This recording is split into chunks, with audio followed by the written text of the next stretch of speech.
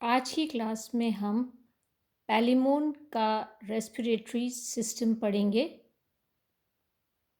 Respiratory structures arthropods, crustacean, prawn में well developed होते हैं और इसमें chief organs of respiration gills होते हैं, किंतु ब्रेंकियोस्टेजाइट और एपिपोडाइट्स मैक्सिलिपीड्स के भी रेस्पिरेटरी प्रोसेस में कंट्रीब्यूट करते हैं। इस प्रकार से हम देखें तो प्रॉन में रेस्पिरेटरी स्ट्रक्चर्स होते हैं। नंबर 1 ब्रेंकियोस्टेजाइट या gill cover, number 2 epipodites of maxillipeds and number 3 gills. Branchiostegite सबसे पहले हम देखें, ये एक्सोस्केलेटल कैरापेस का पार्ट होता है जो कि गिल चैम्बर को कवर करता है। ब्रेंकियोस्टेजाइट डॉर्सल सरफेस को छोड़कर और सभी साइड्स पर ये खुला हुआ होता है। इंटरनली ये लेटरल बॉडी वॉल या एपिमीरॉन जो थोरैसिक रीजन की होती है उससे ये लाइंड रहता है। एपिमीरॉन एक पतली सी झिल्ली होती है जिसमें ब्लड कैपिलरीज का एक नेटवर्क होता है और ये एक आइडियल सरफेस होती है रेस्पिरेशन के लिए। और इसमें जब फ्रेश वाटर आता है तो एक्सचेंज ऑफ गैसेस होती है डिफ्यूजन के द्वारा। नंबर 2 जो है वो है एपिपोडाइट्स ऑफ मैक्सिलिपीड्स।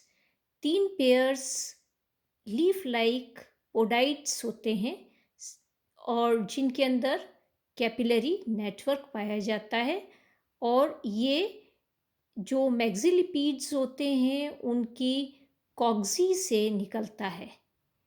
एपिपोडाइट्स जो होते हैं वो गिल चैम्बर में के एंटीरियर रीजन में ये पाए जाते हैं। ये गिल चैम्बर है, आप देख सकते हैं ये गिल चैम्बर ये पूरा का पूरा है और ये एपिपोडाइट्स जो हैं गिल चैम्बर के एंटीरियर रीजन में ये पाए जाते हैं।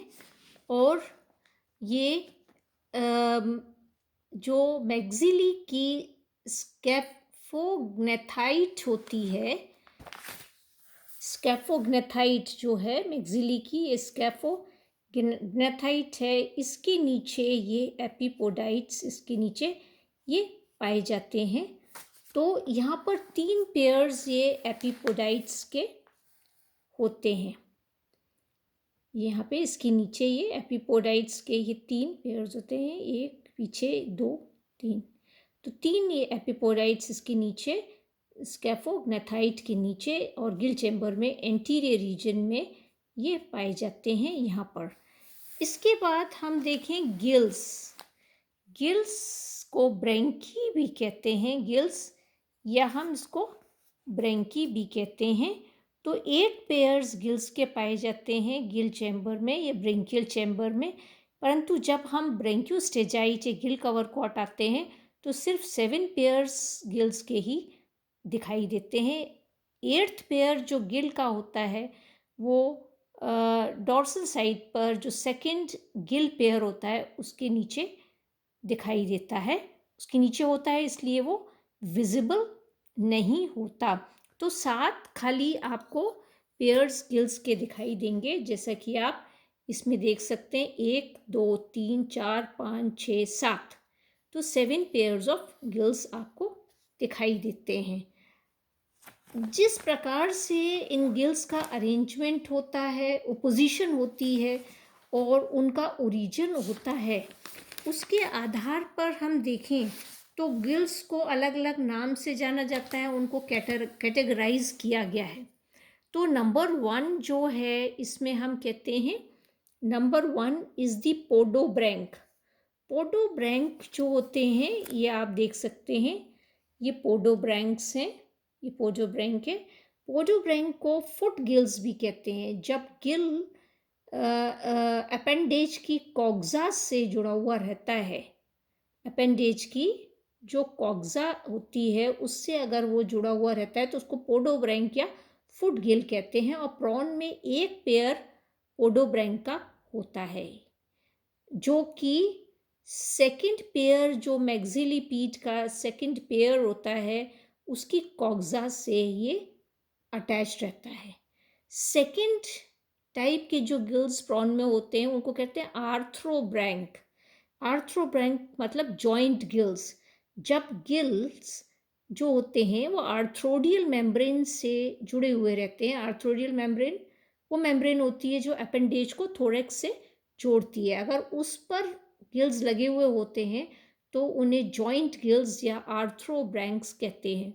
और प्रॉन में दो पेयर्स आर्थ्रोब्रैंक्स के पाए जाते हैं, जो कि थर्ड पेयर जो मैक्सिलिपीड का है, थर्ड पेयर जो मैक्सिलिपीड का है उसकी जो आर्थ्रोडियल मेम्ब्रेन होती है उस पर लगे रहते हैं। तो ये यहाँ पर ये एक यहाँ है और एक इसके नीचे है, तो दो आर्थ्रोब्रैंक्स होते हैं। इसके बाद जो थर्ड टाइप ऑफ गिल्स हैं उनको कहते हैं प्लूरोब्रैंक्स। तो प्रॉन में पांच पेयर्स प्लूरोब्रैंक्स के होते हैं। 1 2 3 4 5 पेयर्स ऑफ प्लूरोब्रैंक्स होते हैं। और प्लूरोब्रैंक किसको कहते हैं? जब गिल जो होती हैं अपेंडेज के साथ जो सेगमेंट होता है उसकी जो लेटरल वॉल होती है उससे अटैच जब गिल्स रहते हैं तो उसको हम प्लूरोब्रैंक कहते हैं। और प्रॉन में 5 पेयर्स प्लूरोब्रैंक्स के होते हैं। ये 1 2 3 4 5 प्लूरोब्रैंक्स के पाए जाते हैं, जो कि 5 पेयर्स वॉकिंग लेग्स के होते हैं। उन जो लेटरल वॉल होती हैं उन पे 5 पेयर वॉकिंग लेग्स पर लगे हुए होते हैं और लेटरल वॉल से जुड़े हुए ये गिल्स रहते हैं। तो 5 प्लूरोब्रैंक्स इसमें पाए जाते हैं। नेक्स्ट हम इसमें देखेंगे ब्रेंकियल फॉर्मूला। ब्रेंकियल फॉर्मूला जो होता है नंबर और अरेंजमेंट रेस्पिरेटरी ऑर्गन्स का जो गिल चैम्बर में होता है उसको एक टेबल के फॉर्म में हम दर्शा सकते हैं और उसको हम ब्रेंकियल फॉर्मूला कहते हैं। तो यहाँ पर हम प्रॉन का ब्रेंकियल फॉर्मूला या ब्रेंक जो टेबल है वो हम देखेंगे। तो यहाँ पर हम देखें तो पहली कॉलम में अपेंडेज है जहाँ पर गिल लगा हुआ है, रेस्पिरेटरी ऑर्गन लगे हुए हैं। और इस रेस्पिरेटरी ऑर्गन्स क्या हैं? हमने देखा था एपिपोडाइट्स होते हैं, फिर गिल्स हैं अलग अलग, पोडोब्रैंक, आर्थ्रोब्रैंक, प्लूरोब्रैंक और उनका टोटल। तो ये है। तो नंबर 1 पे हम देखेंगे अपेंडेज क्या है। फर्स्ट मैक्सिलिपीड पे एक एपिपोडाइट लगी होती है। तो बाकी पोडोब्रैंक, आर्थ्रोब्रैंक, प्लूरोब्रैंक नहीं होता, तो टोटल 1 हो गया। सेकेंड मैक्सिलिपीड पर भी एक एपिपोडाइट होती है और एक पोडोब्रैंक होता है और बाकी आर्थ्रोब्रैंक, प्लूरोब्रैंक नहीं होता, तो टोटल हो गया 2। नंबर 3 थर्ड मैक्सिलिपीड पर देखें तो एक एपिपोडाइट होती है, पोडोब्रैंक नहीं होता, 2 आर्थ्रोब्रैंक्स होते हैं, तो टोटल हो गया 3 यहाँ पर। इसके बाद हम देखें फर्स्ट वॉकिंग लेग पे, क्योंकि हमने देखा 5 वॉकिंग लेग्स पे 5 प्लूरोब्रैंक्स लगे हुए होते हैं। तो ये फर्स्ट प्लूरोब्रैंक है, ये फर्स्ट वॉकिंग लेग पर। सेकेंड, थर्ड, फोर्थ और फिफ्थ जो वॉकिंग लेग है उन पर एक एक प्लूरोब्रैंक लगा होता है। तो टोटल 1 1 1 1 1 प्लूरोब्रैंक, मतलब 5 यहाँ पर हो गए। अगर हम इनका जोड़ करें तो यहाँ अगर हम हॉरिजॉन्टली करेंगे तो भी हम देखेंगे 1 + 2 + 3 + 1 + 1 + 1, तो 5 तो ये वॉकिंग लेग्स पर, 3 ये हम देखते हैं, 3 क्या हैं मैक्सिलिपीड्स पे, और ये दो हम क्या देख रहे हैं, ये वाला है थर्ड मैक्सिलिपीड पे 2 हैं, तो 3 आ गया, तो 5 और 3 8 हो गए। फिर सेकंड मैक्सिलिपीड पे 2 हैं, तो 8 और 3 8 और 2 10, और फर्स्ट मैक्सिलिपीड पर एक है एपिपोडाइट, 10 और 1 11। और यहाँ अगर हम जोड़ें तो 3 आएगा, यहाँ वापस 1 आएगा, 3 एपिपोडाइट्स, 1 पोडोब्रैंक, 2 आर्थ्रोब्रैंक्स, 5 प्लूरोब्रैंक्स। तो हम इन सबको जोड़ें तो 3 + 1 4, 4 and 2 6, 6 and 5 11, तो टोटल 11।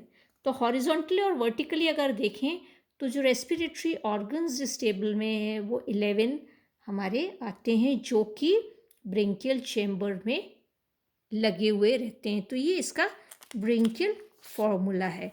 आगे हम गिल का स्ट्रक्चर अगर देखें तो अगर इसका गिल देखेंगे तो गिल का स्ट्रक्चर जो होता है वो कैसा होता है? ये गिल का स्ट्रक्चर क्रिसेंटिक होता है। क्रिसेंटिक मतलब कि ये एक सिकल के आकार का इसका स्ट्रक्चर होता है। और जो यहाँ पर अगर देखें तो एंटीरियर गिल जो होता है वो सबसे छोटा होता है। फिर आगे के जो गिल्स हैं उनका साइज़ प्रोग्रेसिवली इंक्रीज होता जाता है, और जैसे जैसे हम पोस्टीरियर एंड पर जाते हैं वैसे वैसे गिल्स ये बड़े होते जाते हैं। गिल चैम्बर में आप ये देख सकते हैं। तो ये sickle shaped crescentic shaped gills ये होते हैं। और ये गिल्स जो होते हैं वो गिल रूट के द्वारा ये थोरेक्स से जुड़े हुए रहते हैं, थोरेक्स से जुड़ जाते हैं।